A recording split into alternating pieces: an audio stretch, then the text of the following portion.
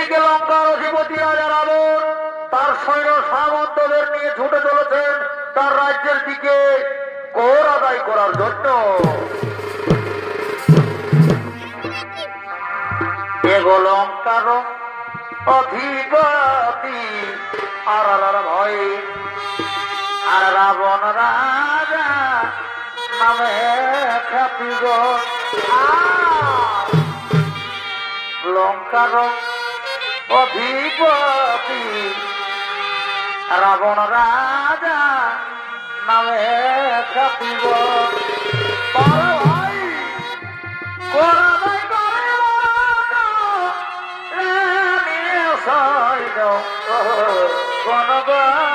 হরে হরে হরে লঙ্কা রাবণ ভাই অনেক গণগ দিগ্বিজয়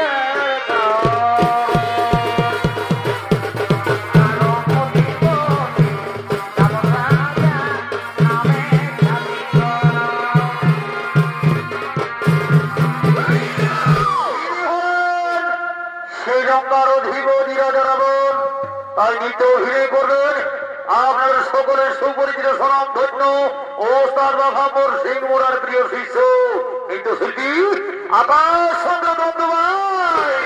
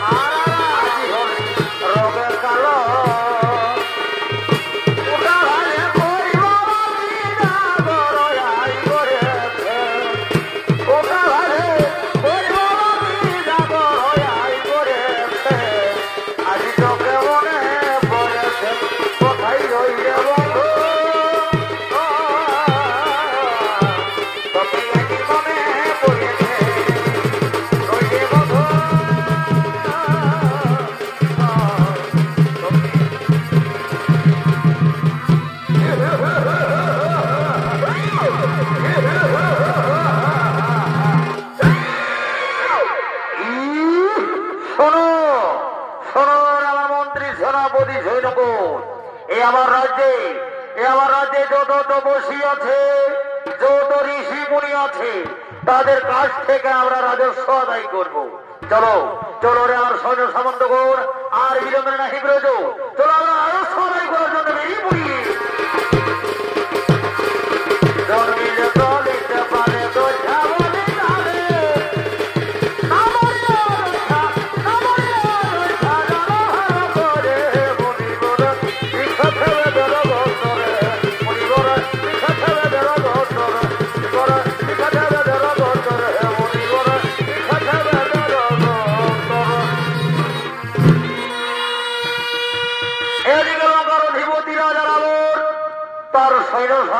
সকলকে নিয়ে চলে গেলেন সেই তার রাজ্যে যত মুনি ঋষি আছেন তাদের কাছ থেকে রাজস্ব আদায় করার জন্য। আর দিক থেকে শ্রীলঙ্কা রাজ্যে সমস্ত মুনিগণ তারা নিজ নিজ ইষ্ট দেবতার পূজা করার জন্য করছেন আগমন। বল হরি বল হরি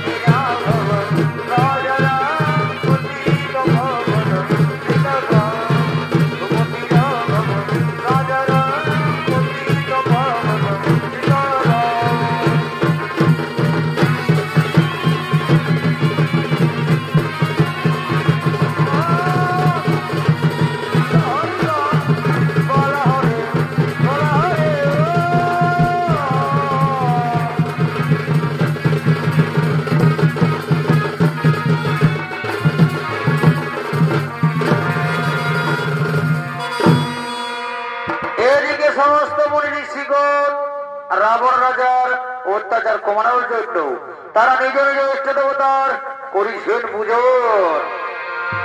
ও ইষ্ট দেবতায় নমঃ, ও ইষ্ট দেবতায় নমঃ নমঃ, ও ইষ্ট দেবতায় নমঃ নমঃ।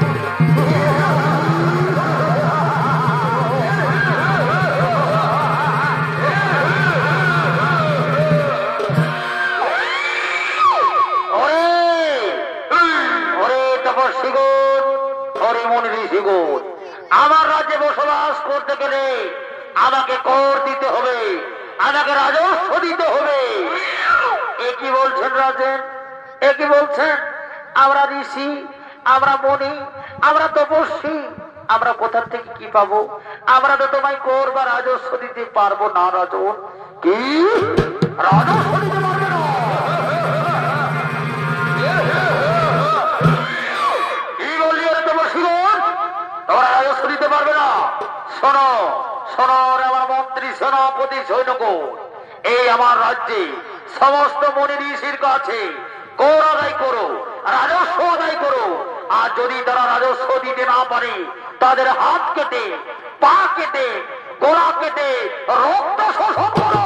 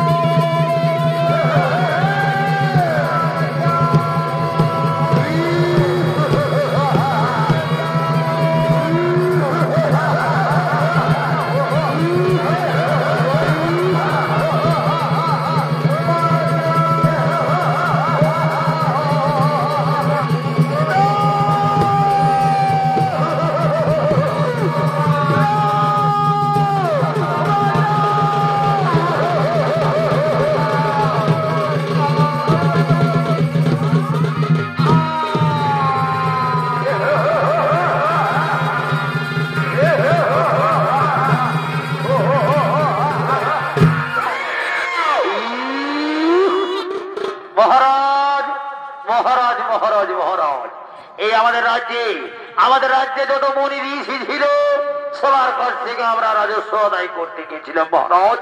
তাই তাই তাদের কাছ থেকে রাজস্বের পরিবর্তে, করের পরিবর্তে এই রক্তই করেছি শোষণ।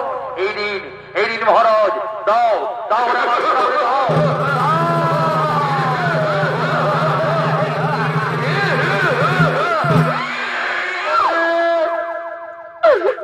ওরা দুষ্টমতি রাজা রাবণ আজ আমাদের যে রক্ত করিনি শোষণ, সেই রক্তই হবে তোর মৃত্যুর কারণ।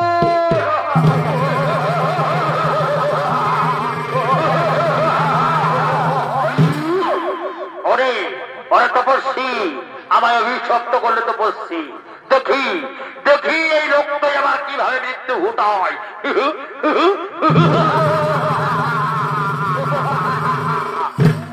ওরে আমার মন্ত্রী, সেনাপতি, সৈন্যগণ, আর বিলম্ব না হিব্রজন, চলো আমাকে তো করতে যেতে হবে সেই দিগ্বিজয়। চলো আমরা সেই রাজ্যের দিকে করি আগমন।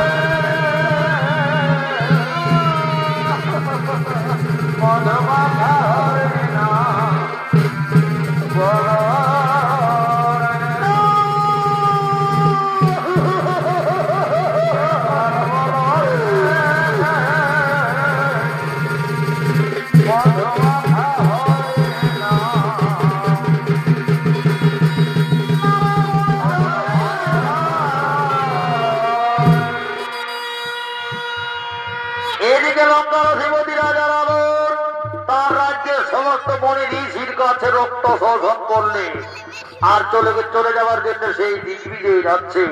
আর এদিকে রাবণ রাজার স্ত্রী মন্থদরি তার দাসী সখীকে নিয়ে শিব পূজা করে তার রাজ্যের দিকে করছেন আগমন। ও তোমার সাজা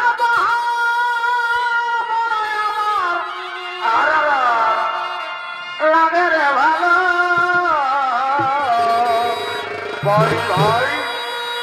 ও তো সাজে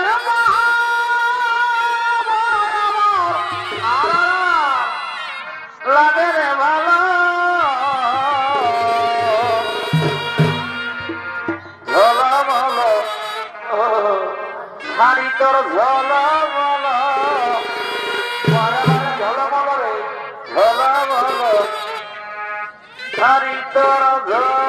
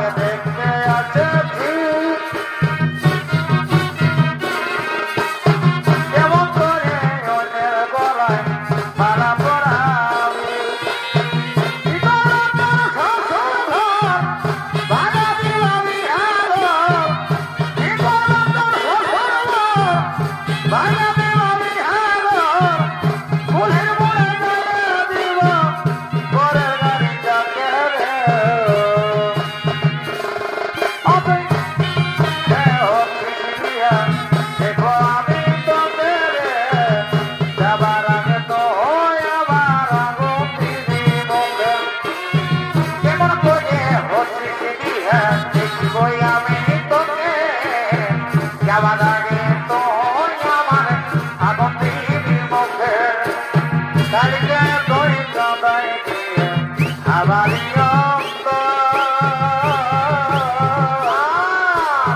কেমন করে যাবি রে সাথী তোর শ্বশুর ঘর আজকেই তুই আনে দেব আমাকে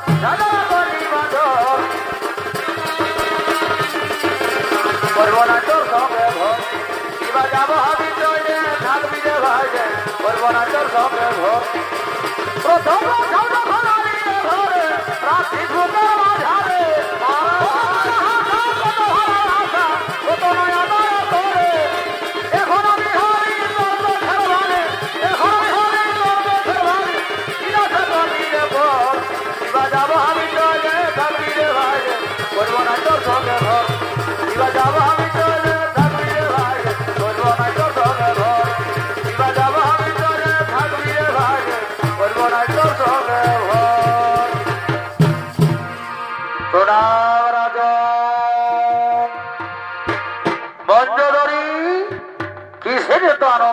মঞ্জদরি, তুমি আমায় খুলে বলো।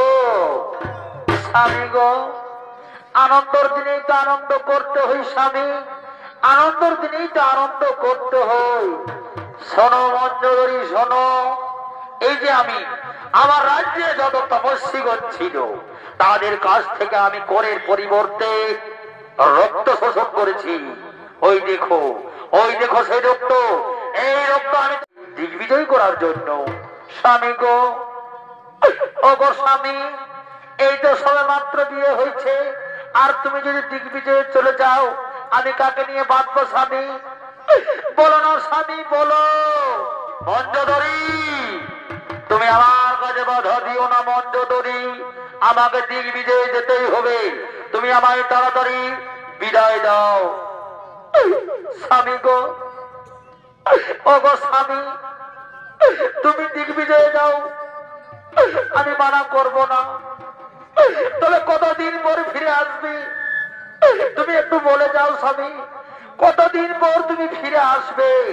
মঞ্জদরি, দিগ্বিজয় কি আর চারটি খানি কথা মঞ্জদরি?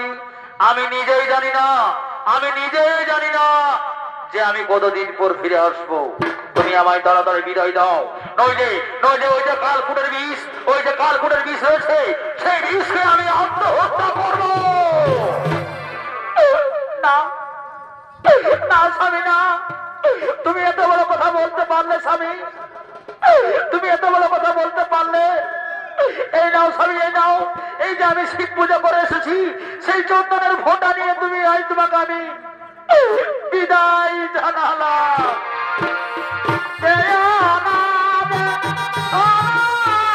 স্বামী গো,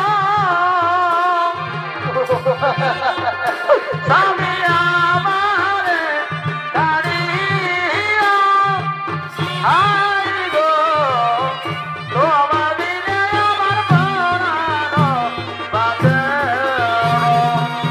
মঞ্জদরি, তুমি আমায় বিদায় দাও মঞ্জদরি, তুমি আমায় হাসি মুখে বিদায় দাও। তুমি যাবে যাবে গো, ও বাপির দেব আই গো, তোমার বিনে আমার প্রাণ বাঁচে। স্বামী গো, স্বামী, বিদায় দাও মঞ্জদরি, তুমি আর বিলম্ব করো না, আমায় বিদায় দাও। দারুণ বিরহ জ্বালা হেঁটে যাইব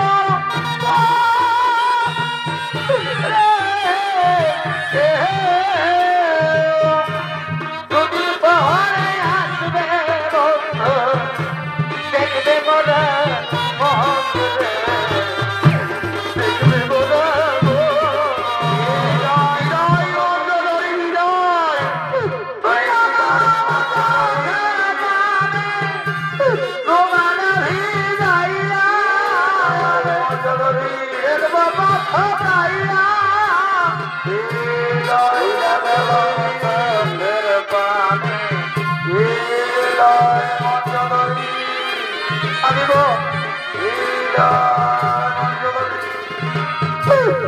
আমি তো আমার সুখের লাইগা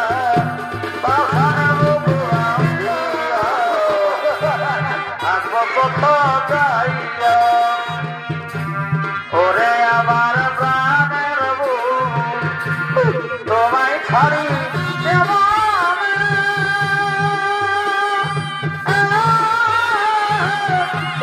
বিদায় দিলে আমার প্রাণে চলে আগুন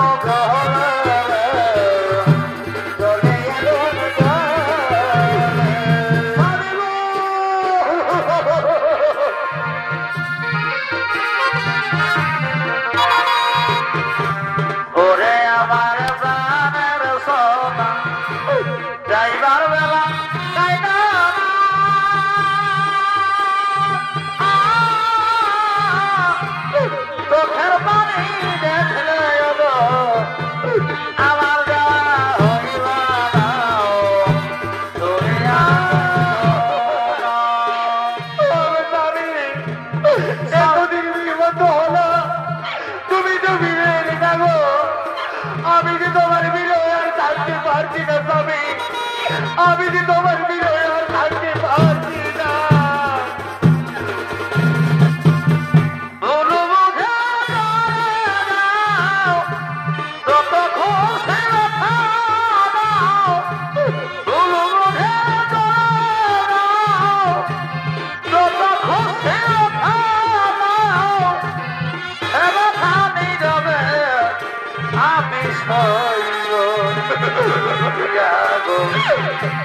তবুও তোমায় ভালোবাসবো,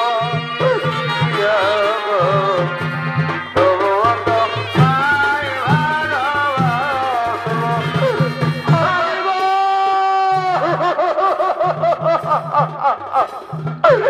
এই যে দিনের পর দিন, মাসের পর মাস, বছরের পর বছর, 3টি বছর পার হয়ে গেল স্বামী, তুমি তো দিক বিজয় থেকে ফিরে এলে না। হাই ভগবান, হাই ভগবান, এখন আমি কি করি উপায় ঠাকুর, এখন আমি কি করি উপায়? হ্যাঁ হ্যাঁ, মনে পড়েছে, আমার স্বামী যখন দিক বিজয় করতে যায়, সেই সময় আমাকে সেই কালকুটের বিষ গচ্ছিত রেখেছে। সেই বিষকে আমি আত্মহত্যা করব, আর আমি বাঁচতে চাই না। সেই বিষকে আমি আত্মহত্যা করব, আমি বাঁচতে চাই না, আমি বাঁচতে চাই না। স্বামী আমার ছেড়ে গেল, বাজার থেকে পড়াই ভালো। তুমি আমি আমার ছেড়ে গেল, বাজার থেকে কালকুটের বিষ পড়াই ভালো। আমি মৃত্যু বরণ করবো স্বামী, তুমি আমাকে ক্ষমা করে দিও, ক্ষমা করে দিও।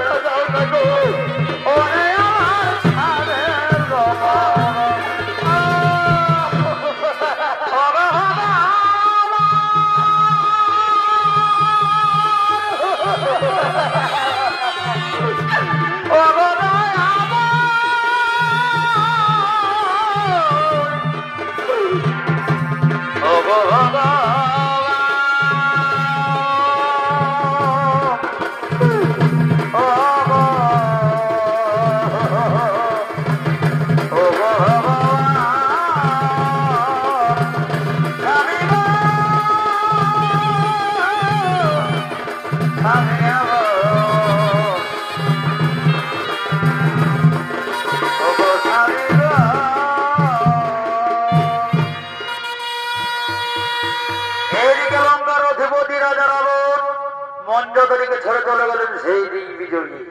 এদিকে দিনের পর দিন, মাসের পর মাস, বছরের পর বছর, 3 বছর কেটে যায়, তবুও তার স্বামী দিক বিজয় থেকে ফেরে না। এমন সময় জীবনের জ্বালায় মঞ্জদরি তার স্বামীর গচ্ছিত রাখা আছে কালকুটের বিষ পান করে মৃত্যুবরণ করার জন্য। কিন্তু তার মৃত্যু হই না, মঞ্জোদরী হইলেন গর্ভবতী। আর এদিকে মঞ্জোদরী রাজ 10 মাস 10 দিন পূর্ণ।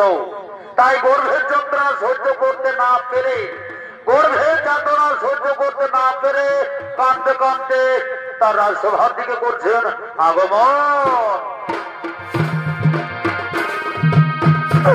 স্বামী আমার আইল, কি করিতে কি হইল,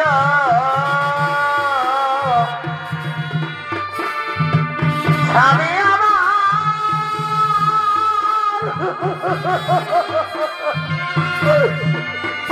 স্বামী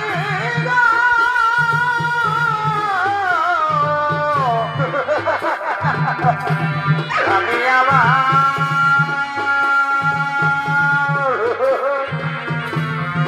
ও গো স্বামী গো, ও গো স্বামী আমার বান্দার থেকে মরাই ভালো, ও গো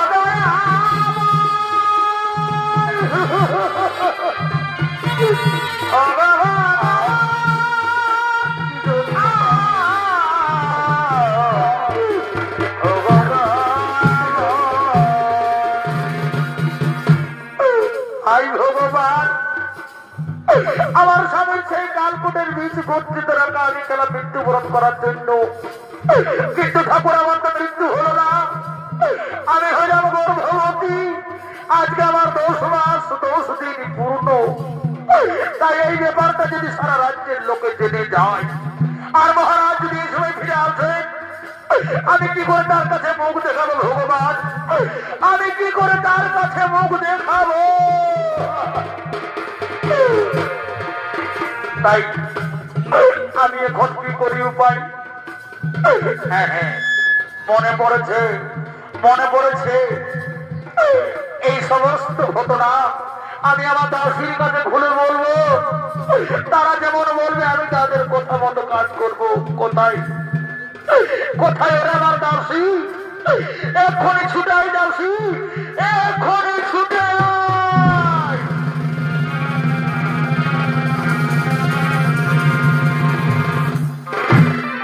প্রণাম মহারানী। বলুন মহারানী, আমরা কি আজ্ঞা পালন করবো? ওরে ওরে আমার দাসী, আমার স্বামী গেছেন সেই দিগ্বিজয়ে। এদিকে যখন দিনের পর দিন, মাসের পর মাস, বছরের পর বছর, 3টি বছর কেটে যায়, আমি জীবনের জ্বালাই সেই কালকুটের বীজ পান করে মৃত্যুবরণ করার জন্য দাসী। কিন্তু আমার তো মৃত্যু হলো না দাসী, আমি হইলাম গর্ভবতী। আজকে আমার 10 মাস 10 দিন পূর্ণ। তাই ওর দাসী, আমি যার গর্ভের যন্ত্রণা সহ্য করতে পারি না। বলো না দাসী, বলো এখন আমি কি করি উপায়? মহারানী শোনন মহারানী, এই সমস্যার একটাই সমাধান। আপনার বাচ্চাকে প্রসব করে সেই প্রসবিত বাচ্চাকে বাষ্পবন্দী করে ফেলে দিয়ে আসতে হবে সেই ফাল্গু নদীর তীরে। ফাল্গু নদীর তীরে ফেলে দিয়ে এলেই সমস্ত সমস্যার সমাধান হয়ে যাবে। দাসী, আমি তাই করবো দাসী, তাই করবো। আমি তোমাদের কথা মতো আমি আমার বাচ্চাকে প্রসব করে সেই প্রসবিত সন্তানকে বাষ্পবন্দী করে ফেলে দিয়ে আসবো, বিসর্জন দিয়ে আসবো সেই ফাল্গু নদীর তীরে। চলুন মহারানী, চলুন। এই যে রাত্রি ভোর হতে চলেছে, চলুন মহারানী সেই আতুর ঘরে চলুন। হরিদিনটা গেল, সন্ধ্যা হলো, পার করো আমারে। হরিদিনটা গেল, পার করো আমারে। তুমি পারে করতা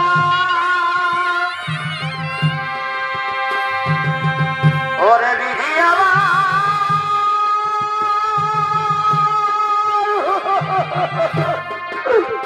বিধি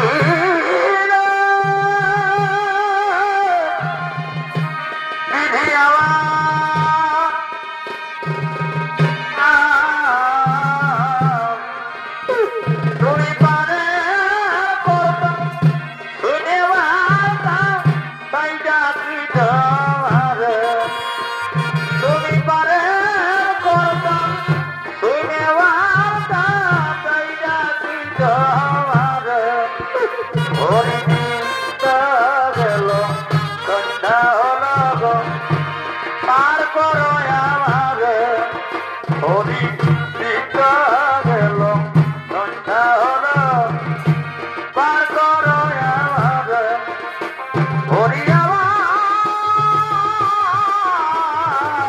দিনটা গেল কন্যা হলো পার করো আমার হরিণীটা গেল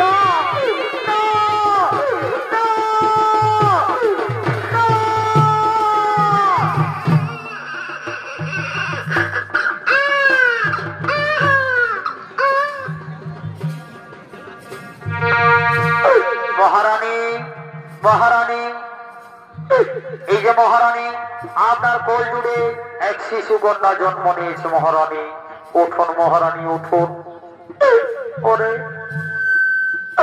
ওরে দাসী আমি যে বড় ক্লান্ত হয়ে পড়েছি দাসী আমি যার উঠতে পারছি না রে আমি যার উঠতে পারছি না এই দেখুন মহারানী এই দেখুন আপনার কোল জুড়ে এক শিশু কন্যা জন্ম নিয়েছে দেখুন কি সুন্দর তার চেহারা এই নিন মহারানী আপনার কন্যা সন্তানকে আপনি এই নিন দাও দাও রে দাসী দাও আমার কন্যাকে আমার কোলে দাও ওরে শিশু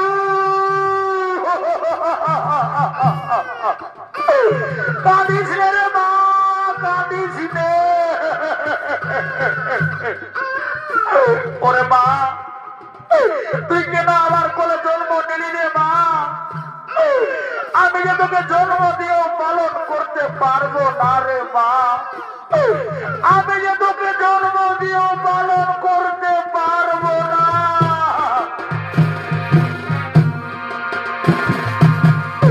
আইরে সোনা কোলে মায়ের কোলে ঘুম পাড়ায় আইরে সোনা কোলে মায়ের কোলে ঘুম পাড়ায় তোর খুশিতে আমি খুশি তোর হাসিতে আমি হাসি আইরে সোনা আয় তোমায় ছাড়া ঘুমাবে না দোলনা দোলে মন দোলে না তোমায় ছাড়া ঘুমাবে না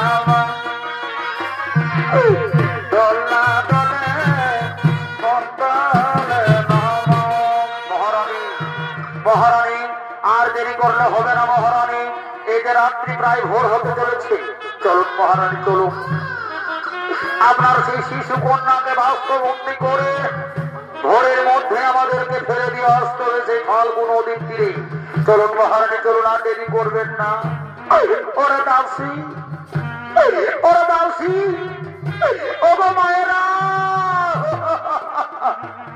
বলো মায়েরা বলো কোনদিন কেউ নিজের সন্তানকে জন্ম দিয়ে কোন নদীতে ফেলে দিয়ে আসতে পারে কি বলো না মায়েরা বলো না মায়েরা বলো মহারানী আর দেরি করবেন না মহারানী রাত্রি প্রায় ভোর হতে চললো রাত্রি প্রায় ভোর হতে চললো মহারানী চলো এই বাচ্চাকে আমরা সেই ফাল্গুন নদীর তীরে বিসর্জন দিয়ে আসবো এরে দাসী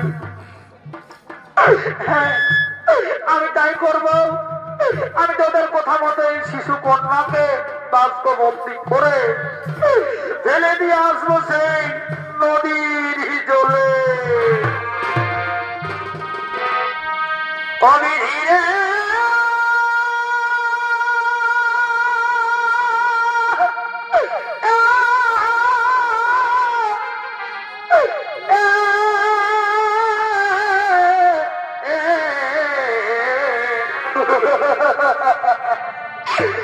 শিশু কন্যা কোলে করি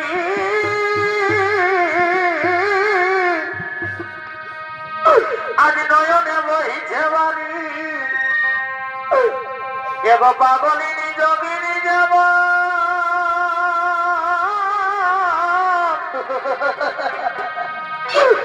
আজ নিজের মেয়েকে বিসর্জন দিতে যেতে হবে ফাল্গুন দিতে কি যে লেখা বিধাতার লিখ তবে মা বলিতে আর কেউ না রহিল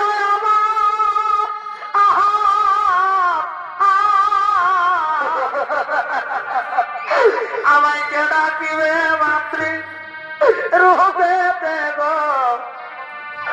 কে ডাকিবে মাতৃ রূপে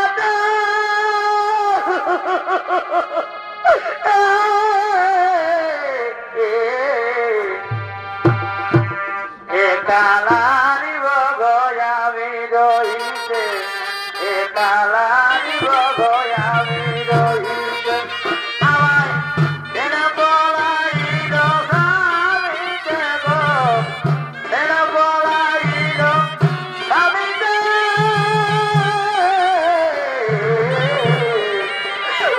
কালারি বগয়ামি রহিতে কালারি বগয়ামি মহারানী আর দেরি করবেন না মহারানী চলুন মহারানী চলুন এই যে রাত্রি ভোর হতে চললো এই রাতটাকে যদি আমরা সেই নদীর জলে বিসর্জন না দিই তাহলে তাহলে মুশকিলে পড়ে যাবো চলুন মহারানী চলুন আর দেরি করবেন না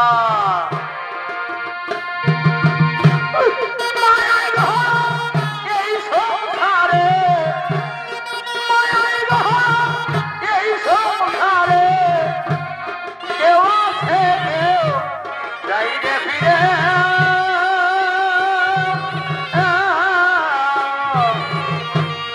মিথ্যে কেন কাঁদিস রে তুই নদীর কিনারে মিথ্যে কেন কাঁদিস রে তুই নদীর কিনারে ওরে ভোলা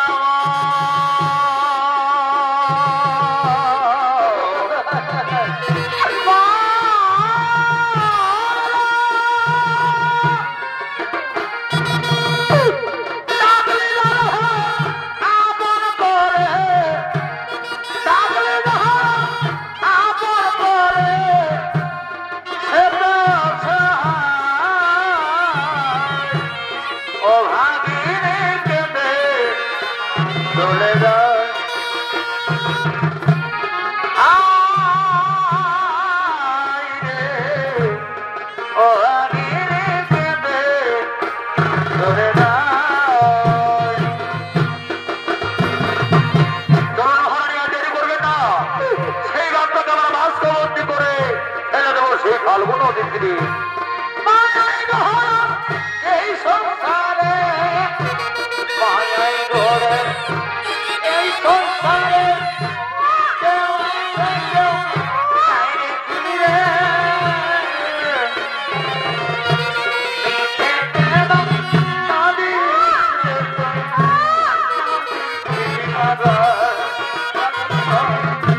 মিথ্যে কেন কাঁদিস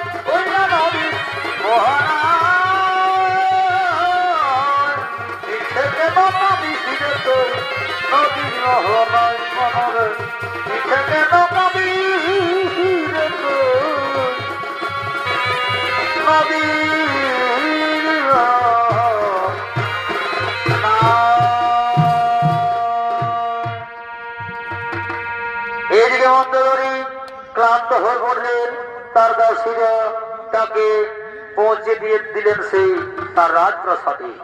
আর এদিকে সেই শিশু কন্যা ফাল্গুন নদীতে ভাসতে ভাসতে গিয়ে অবতীর্ণ হলেন সেই মিথিলা নগরে, জনক রাজার দেশে। তাই এদিকে জনক রাজার দেশে মিথিলা নগরে 12 বছর অনাবৃষ্টি, 13 বছর সুখা। তাই সেই রাজ্য ছেড়ে সমস্ত প্রজাগণ পালাচ্ছে, হাহাকার খুনাখুনি লেগেই রয়েছে। তারই চিন্তা ভাবনা করার জন্য, তারই সৎকর্ম করার জন্য এইদিকে রাজা জনক তার গুরুদেবের আশ্রমের দিকে করছেন আগমন।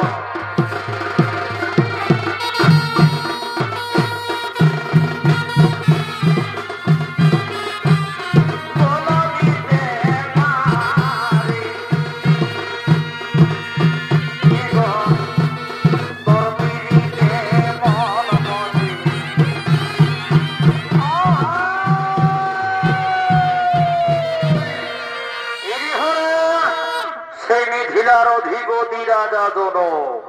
তাই জনক রাজার ভূমিকা আপনাদের আলোকিত মহান নৃত্য নাট্য রঙ্গমঞ্চে নৃত্য অভিনয় করবেন আপনাদের সকলের সুপরিচিত সুনাম ধন্য ও ওস্তাদ বাঘাপুর সিং মোড়ার তৃতীয় পুত্র নৃত্যশিল্পী গোপেশ্বর সিং।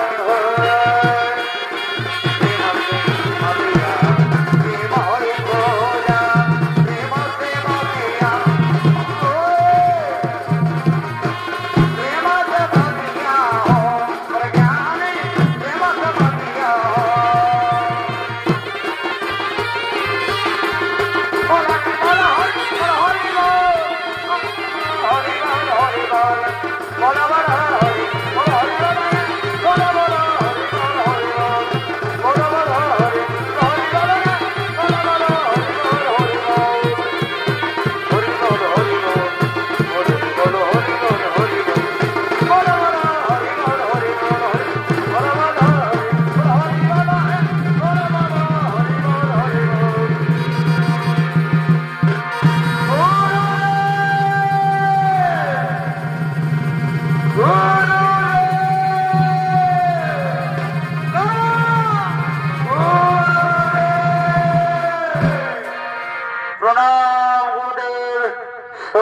প্রণাম তব চরণে।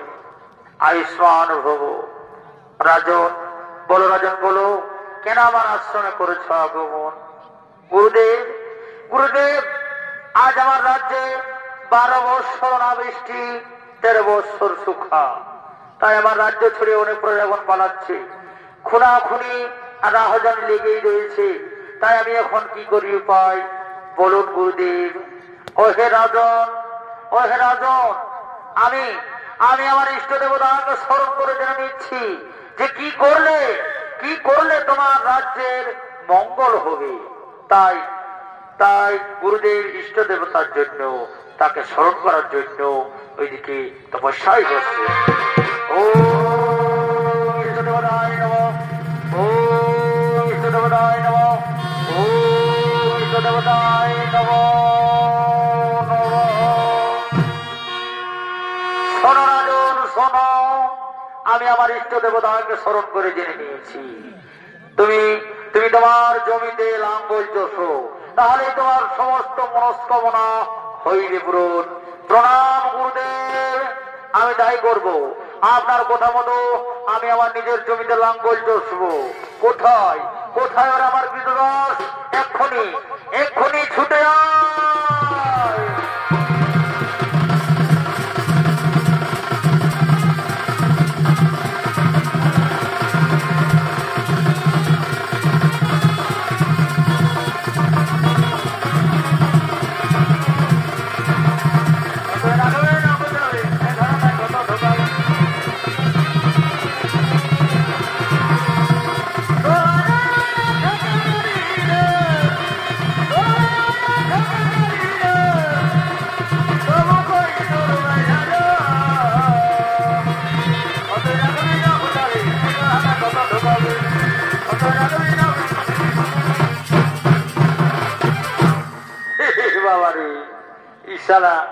আমার কাকার বেটা ভাইটাকে নিয়ে আর পারলিনি, বাপের কিনে বলছি একই সঙ্গে ভাই জানছি, কিন্তু শালা কোথা থেকে গেল ও আগে খুঁজে বাজি নাই। একবার হাঁকাবো, আসবে তো আসবে, আর নাই আসবে তো বাদ দিবেন বলে কোন দিকে বলে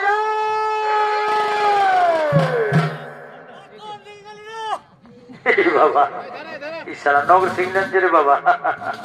এই তোমরা দেখিছো এদিকে এসেছে আমার কাকার বেটা ভাইটা, আর একবার হাঁকাবো বলে কোন দিকে গেল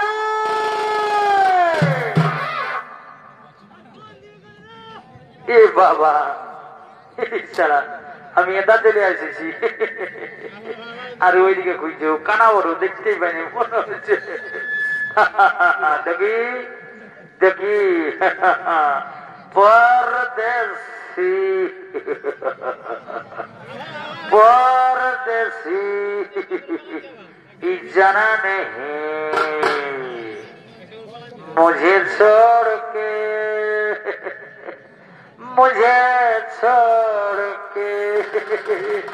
बोलिए रे और मुझे छोड़ के कोना बांधते राइते कत खाई ना खाई আমি দেখতে যাব না। চল তোর গরুটা কই, তোর গরুটা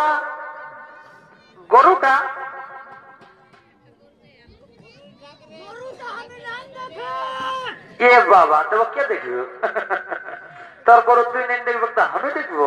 হ্যাঁ মান্য দেখ হাইডে মার ভাল ই শালা সল্টি গিরে গেছে, তুই দেখতে পাইছিস না রে? জুয়ালটা নিয়ে এসেছিস। হ্যাঁ চল সল্টি কুড়া। এই শালা মাতাল কিছু জানেই নাই, সব খেলা যোগ বাপ শালা আমাকে হলো যে জুড়ে দিতে হবে মান্য দেখ। বলে শুন রে, তুই তোর গরুটাকে নিয়ে আয়, আমি সল্টি ভালো করে জোয়ালটা লাগাচ্ছি বুঝলি তো। আর চারে করে দেখছি না কত বেলা হলো, হালটা জুড়ে দিয়ে আমরাকে নিজের হাজিরটা বনা নিতে হোক না। যা তোর গরুটাকে নিয়ে আয়, বেশি মাথায় না। ও দাদা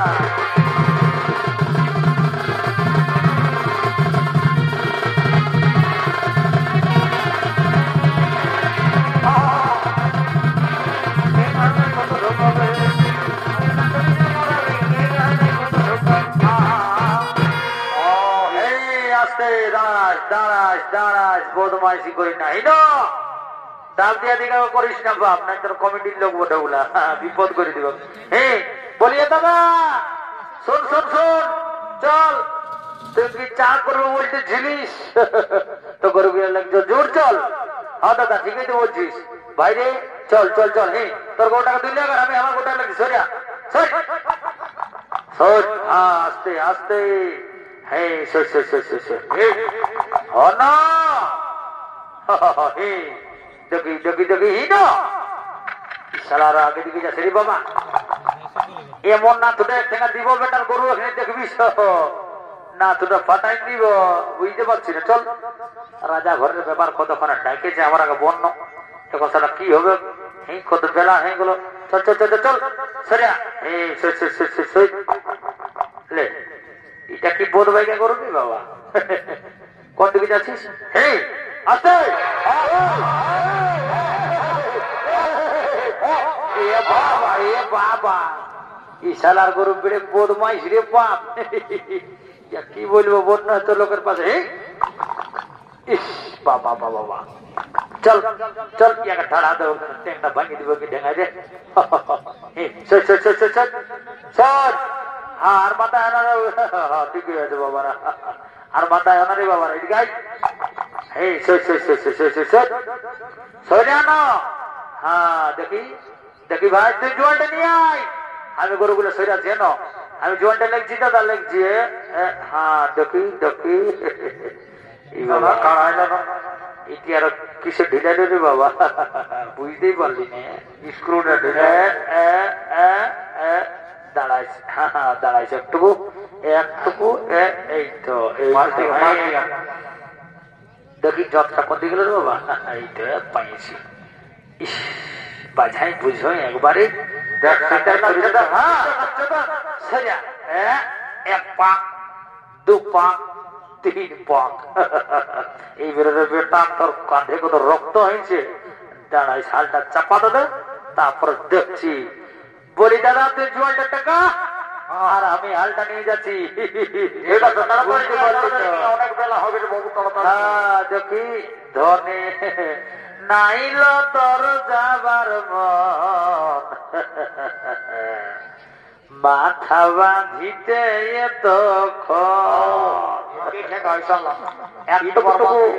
একটুকু চড়েছে বেশি চড়ে নাই বুঝলে সরে ভাতা দাঁড়া আমি তোমার ধরলে দৌড়ে আছে হালজুড়ি আমার হালজুড়াটা অন্যরকম আমেরিকান হালজুড়া তোমরা সবাই দেখতে পাবে দাদা ভালো করে ধরে থাকবি আমি হালজুড়া ডিপ্লোমা করে আসিছি কোন চিন্তা নেই দেখবি যেমন জুড়ি দেবো না হালটা একবারেই চাও করে লটকে যাবো দেখবি সরা ধরবি ধরবি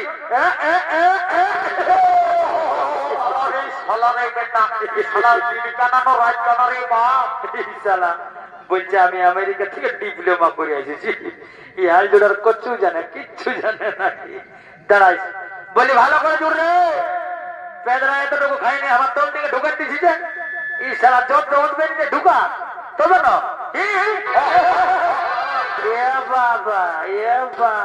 গরু গুলে মোকা পাচ্ছে রে বাপ গুতানি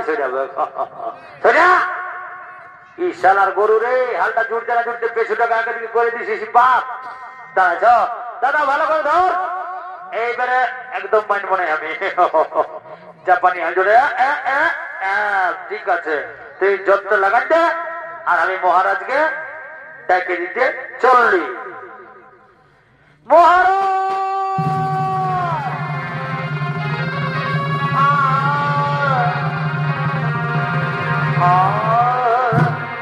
মহারাজ মহারাজ মহারাজ আমার 100 কোটি প্রণাম গ্রহণ করুন মহারাজ ওরে বৃদ্ধদাস আমার বিশোধন নিয়ে এসেছো তোমরা লাঙ্গল জুড়ে দিয়েছো হ্যাঁ মহারাজ আমরা আপনার লাঙ্গল জুড়ে দিয়েছি এই নিন মহারাজ লাঠি আপনি লাঙ্গল চষুন মহারাজ লাঙ্গল চষুন গুরুদেব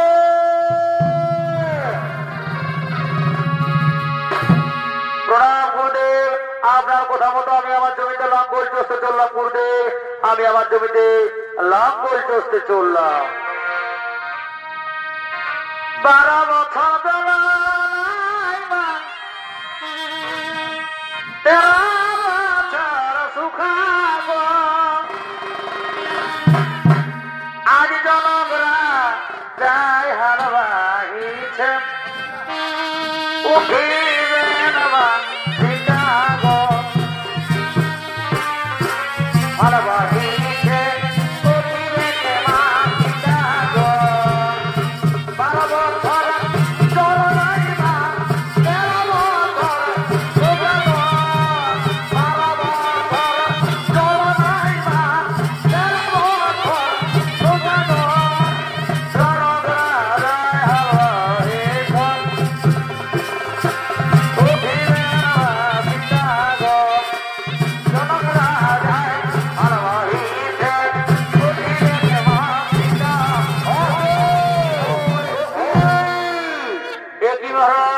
আপনার লাঙ্গল কিসে আটকে কেটে মহারাজ? হ্যাঁ হ্যাঁ কৃতদাস, আমি দেখবো। তুমি আমার বৃষদের নিয়ে চলে যাও, তুমি আমার বৃষদের নিয়ে চলে যাও। এই তো লাঙ্গল চষতে চষতে একখানি বাস্ক উঠেছে। হ্যাঁ, এই বাস্ক আমি খুলে দেখবো, এই বাস্ক আমি খুলে দেখবো কি আছে এই বাস্কের ভিতরে।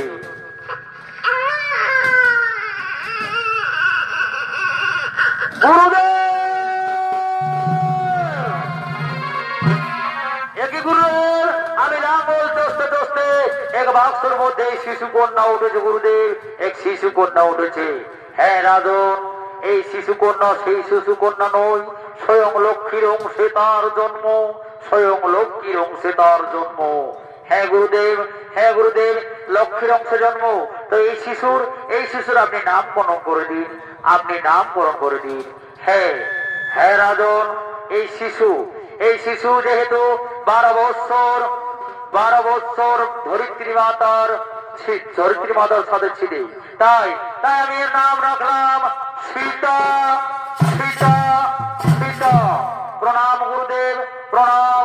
আপনার আজ্ঞা পালন করে আমার সমস্ত মনস্কামনা হয়েছে পূরণ। ওই যে দেখুন পূর্ব আকাশে মেঘ করেছে, এক্ষুনি মনে হয় বৃষ্টি আসবে। হ্যাঁ হ্যাঁ রাজন, এই শিশু কন্যাকে তুমি নিজের কন্যা সন্তানের মতো করবে লালন পালন। চলুন চলুন মহারাজ, চলুন আমরা সেই রাজসভার দিকে করি আগমন।